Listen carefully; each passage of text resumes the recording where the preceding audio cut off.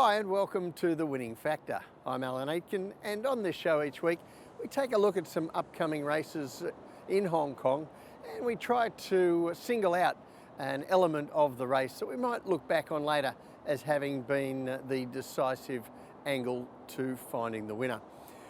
Well, Saturday racing this week in Hong Kong, and Sha Tin race 3 is the first race we're going to look at, and our winning factor here, the draw. Now this is a class 4 dirt sprint, nothing to really distinguish these horses, but still a winner to find, of course.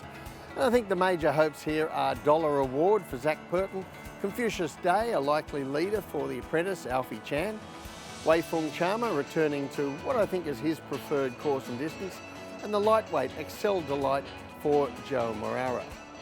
And I particularly want to put the focus on Dollar Award. Now he's an older horse, he did go a long time without winning in Hong Kong, but earlier in the campaign this season he won 2 on end, and he's been racing very well ever since, and his record would look a whole lot better right now but for a young up-and-comer he's bumped into lately called Will Power. Now we're going to take a look at the last 2 starts of Dollar Award, and we're going to go back first of all to December, race 248.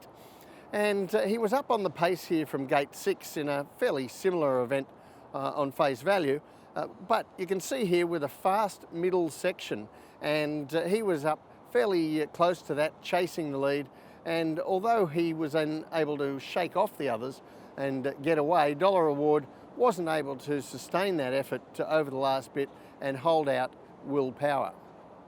The next time we saw Dollar Award was in race 308. This is last month, January, and once again a fairly similar kind of a lineup as to the one he'd raced against the previous start, but this time he had barrier 8, and you see on the heat map a slightly different style of race, a little bit more speed out of the gates this time, and Zac Purton was forced to use him up a little bit at that stage of the race to get across from that wider gate, and once again he's up on the speed, he kicks away, and late in the piece there he is again, Will Power, storming over the top to beat Dollar Award.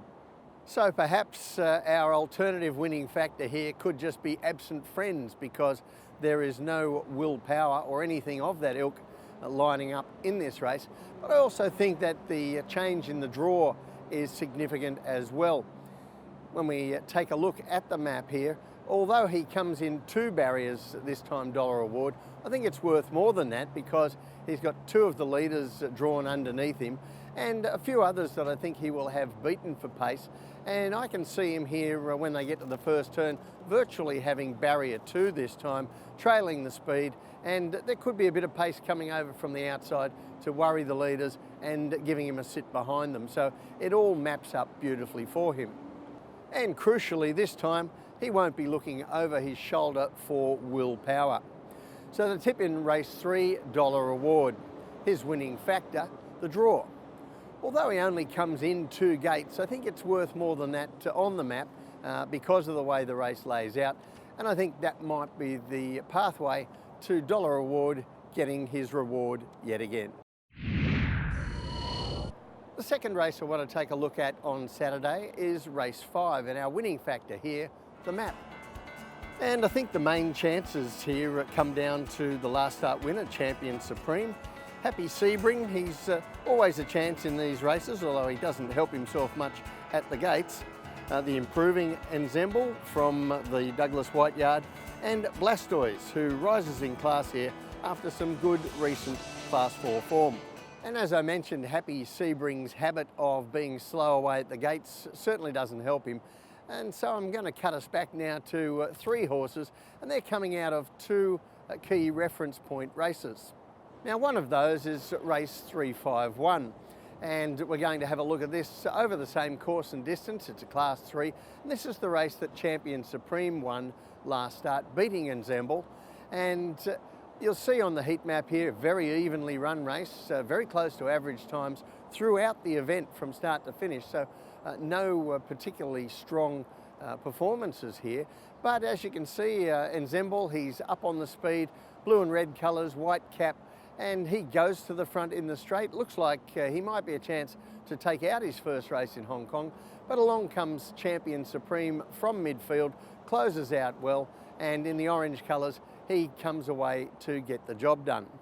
Now that all looks good enough form for this race, so you'll note quite a few horses running in this that ran in that race behind Champion Supreme, and I guess certainly they can win this race, but I want you to take a look at another event in Class 4. So this is race 270, and I want you to take special note of the heat map in this race.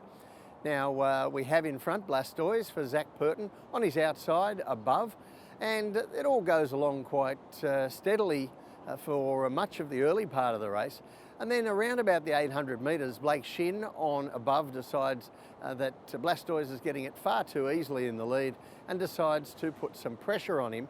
And you'll see these two horses come away a little bit from the rest of the field from the 800 to the 400 metres. The pressure is really on.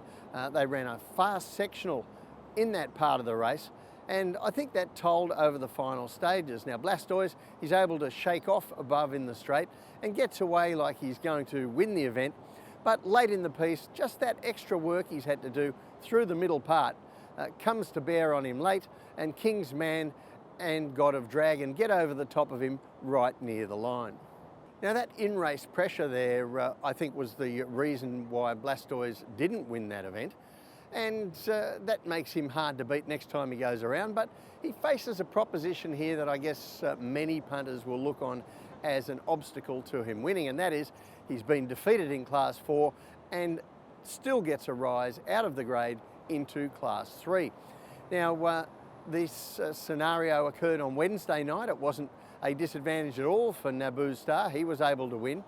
And over time, these horses win in this scenario about 14% of the time. Now compare that with horses winning in Class 4 going up to Class 3. They win about 19% of the time. So clearly it's not as good as that, but it is a better percentage, 14%, than horses that win and stay in the same grade. So I'm not worrying too much about that little handicapping quirk that Blastoise runs into here. But when we look at the map now, you'll see that the way this race pans out, I think it's going to suit him quite a bit better than the pressure he got at the wrong part of the race there. Now, this time Champion Supreme, he should be in his usual position in midfield, giving away a start to Blastoise and Ensemble. But this time we also have a regular leader in the race, Giant Turtle, with an excellent front-running rider aboard, Matthew Chadwick. So I think that other riders will expect Chadwick to roll to the front on Giant Turtle here, and that gives them something to chase. Blastoise will be able to sit behind this time, and Joe Moreira will be able to make a choice when he asks for more effort from Blastoise, rather than having it forced on him by another runner, as Zac Purton did last time. So the tip in race 5, Blastoise. His winning factor, the map.